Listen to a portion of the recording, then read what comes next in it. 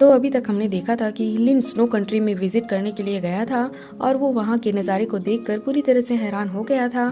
फिर वो कहने लगता है कि यहाँ पर तो इतने सारे इमोर्टल्स हैं, इसलिए ये जगह ज़रूर ही लाइफ से भरी होगी, लेकिन इसके बाद भी मैं इसके बारे में इतना कंफ्यूज क्यों हूँ। इसके बाद हम देखते हैं कि वो स्नो कंट्री के बारे में और अच्छे से जानना चाहता था, इसीलिए वो यहाँ पर 1 साल तक घूमता है, जिसमें कि उसने स्नो कंट्री के बहुत सारे सिटीज को ट्रेवल किया था। अब इसलिए उसे सब पता चलता है कि यहाँ पर असल में कोई रॉयल फैमिली नहीं है, बल्कि यहाँ के हर एक सिटी पर एक पावरफुल कल्टीवेटर का राज है। लेकिन वहीं उधर हम देखते हैं कि यहाँ के आम इंसान इनके गुलाम होते हैं और इसलिए वे यहाँ पर तब तक ही जिंदा रहते हैं जब तक कि वे इनको सर्व कर सके। अब इसीलिए हम देखते हैं कि वे यहाँ पर आइस स्टैचू बनाने का काम करते हैं और इस तरह से वो यहाँ पर अपने लाइफ को गुजारते हैं। लेकिन असल में इनके पास में कोई विटैलिटी नहीं है और इसीलिए लिन कहता है कि डेथ के मीनिंग के बारे में समझने के लिए बहुत ही सही जगह है। फिर वो कहने लगता है कि भले ही मुझे इस जगह के बारे में कोई चिंता नहीं है, लेकिन फिर भी ये लाइफ एंड डेथ का आर्टिस्टिक कंसेप्शन डेथ के मीनिंग को एक्सपीरियंस करने के लिए बहुत ही सही जगह है।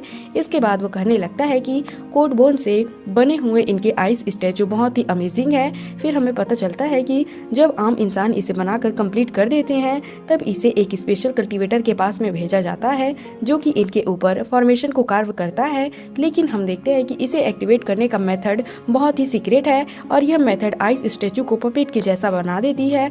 तभी हमें पता चलता है कि लिन ब्लड डोमेन के इस स्किल के बारे में काफी टाइम से स्टडी कर रहा है, लेकिन अभी तक भी उसे इसके बारे में कोई क्लू नहीं मिला है। अब इसीलिए उसे ऐसा लगता है कि शायद यही जिसुआंशु किंगडम की फाउंडेशन है। इसलिए वो सोचने लगता है कि अगर वो इसके बारे में सीख गया और फिर उसने इसे वुड कार्विंग के साथ में कंबाइन कर दिया तो फिर यह चीज इसके लिए बहुत ही शानदार होगी। वहीं एक सीनियर कह रहा होता है कि जब मेरा कोर डिफेंस खाली है तब इसके वजह से जीवान में भाग कर गए हुए चारों फैक्शन ज्यादा एक्टिव हो जाते हैं। जिसके बाद दूसरा सीनियर कहता है कि अगर ग्रेट एल्डर्स भी यहाँ पर नहीं होंगे तो भी वो इसके बारे में कोई भी एक्शन लेने की हिम्मत नहीं कर सकते। फिर वो कहने लगता है कि सबसे पहले तुम डेविड को मिटा दो ताकि इस तरह से तुम्हारा हाथ उनका सामना करने के लिए खाली हो जाएगा और मैं चाहता हूँ कि तुम इसके बारे में कोई भी जल्दबाजी मत करना। लेकिन वहीं हम देखते हैं कि एक सीनियर सुजाको किंगडम के बारे में परेशान होती है और इसलिए वो इस पे पूछने लगती है कि क्या सुजाको किंगडम से अभी भी कोई खबर नहीं आई। जिसके बाद हम देखते हैं कि वो सीनियर इसके बारे में कोई भी जवाब नहीं दे पाता।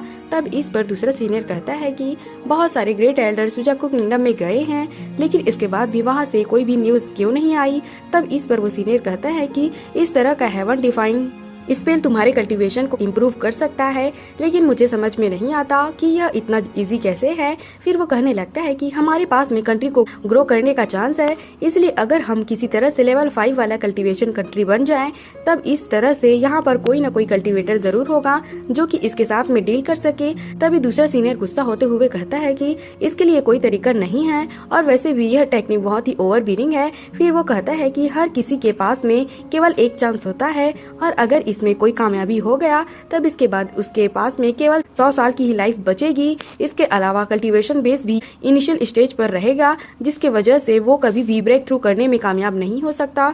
तब इस पर वो सीनियर कहने लगता है कि मुझे उम्मीद है कि कुछ ग्रेट एल्डर ग्रेट पावर के साथ में वापस आएंगे, जिसके बाद हम केवल इसी तरीके से वैम्पायर क्लैन को रिवाइव कर सकते हैं। वहीं हम देखते हैं कि लिन भी अपना हुलिया चेंज करके यहाँ पर आ गया था, जहाँ पर की बहुत सारे लोग कुछ आइस स्टैचू को बनाकर लेकर आए होते हैं। लेकिन तभी हम देखते हैं कि उसने टावर में मौजूद कल्टीवेटर के बारे में पता लगा लिया था और फिर उससे पता चलता है कि वो असल में 11वें फ्लोर पर है। तभी हम देखते हैं कि लिन इसके सामने आ गया था, जिसे देखते ही वो सीनियर की हालत काफी ज्यादा खराब हो गई थी और इसलिए वो उससे पूछने लगता है कि तुम कौन हो। लेकिन हम देखते हैं कि लिन अपने पावर का यूज करके इसे कैद कर लेता है और फिर कहता है कि तुम अपनी आइडेंटिटी रिवील करो। जिसके बाद हम देखते हैं कि वो सीनियर तुरंत इसके लिए रेडी हो गया था और फिर इसे बताता है कि मैं सिटी लॉर्ड हूँ। जिसके बाद हम देखते हैं कि लिन तुरंत अपने पावर का यूज करके इस पर अटैक कर देता है और फिर कुछ देर के बाद हम देखते हैं कि वो सीनियर यहाँ से बाहर आता है,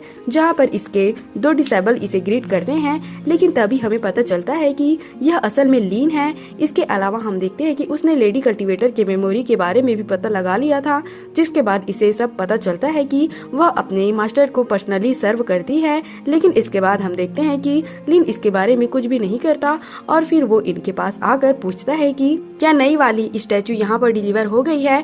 तब इस पर इसका डिसेबल बताता है कि हाँ, यहाँ पर 2 आइस स्टैचू आ गए हैं। तब इसके बारे में सुनकर लिन तुरंत ही इसे बाहर निकालने के लिए कहता है और कहता है मैं देखना चाहता हूँ तुमने कोई सुधार की है या नहीं की है। जिसके बाद हम देखते हैं कि लड़का तुरंत इसकी बात मानने के लिए रेडी हो गया था और वह उस स्टैचू को इसके सामने निकाल लेता है। इसके बाद हम देखते हैं कि वो अपने किसी पावर को भी एक्टिवेट करने के लिए रेडी हो गया था।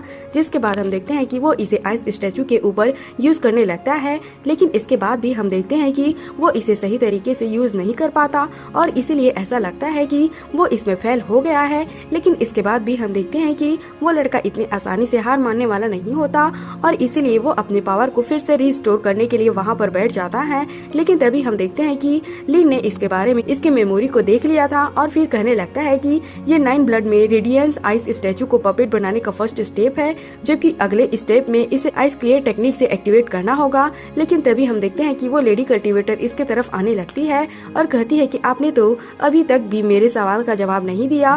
फिर वो कहने लगती है कि मेरी कल्टीवेशन में चेंज हो गई है और इसीलिए आज रात मैं आपसे गाइडेंस चाहती हूँ।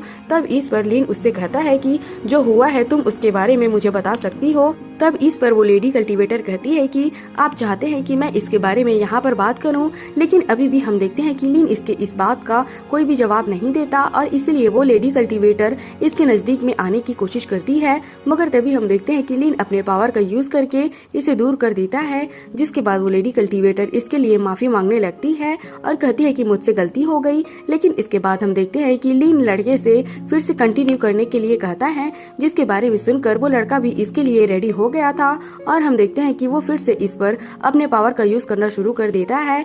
लेकिन हम देखते हैं कि वो इसे एक्टिवेट करने में फेल हो गया था, जिसकी वजह से इसकी ये पावर ब्लास्ट हो जाती है और इसी के साथ वो आइस स्टैचू भी डिस्ट्रॉय हो गई थी। लेकिन वहीं हम देखते हैं कि लिन फिर से अपने पावर का यूज करके सीनियर के मेमोरी के बारे में देखने लगता है, जहां इसे पता चलता है कि ये तो हार्ट को ट्रेन करने के लिए फोकस करता है ताकि इसकी मदद से वो आइस को बोन्स में ट्रांसफर कर सके और इस तरह से वो इसमें हार्ट और ब्लड को डाल सके। लेकिन अभी भी हम देखते हैं कि उसे इसके बारे में पूरी तरह से समझ में नहीं आया था, इसीलिए वो कहने लगता है कि ये तो बहुत ही मिस्टीरियस है और इसीलिए मैं इसके बारे में कोई भी गलती नहीं कर सकता। लेकिन तभी इसी बीच हम देखते हैं कि यहाँ पर एक और डिसेबल आ गया था, जो कि इसे किसी चीज के बारे में रिपोर्ट करने के लिए आया होता है और कहता है कि मैंने मॉन्स्टर सेक्ट के छुपे हुए जगह के बारे में पता लगा लिया है। लेकिन अभी भी हम देखते हैं कि लिन इस बारे में कुछ भी नहीं बोलता। जिसके बाद वो लड़का कहता है कि क्या हमें हमेशा की तरह इसके बारे में स्नो टेम्पल को रिपोर्ट कर देना चाहिए। लेकिन हम देखते हैं कि लिन तुरंत इसके लिए मना कर देता है, जो सीन दिखाते हुए यह एपिसोड यहीं पर खत्म हो जाता है। तो अगर आप अगला एपिसोड भी देखना चाहते हो तो हमारे चैनल को सब्सक्राइब और लाइक जरूर करना। Thanks for watching.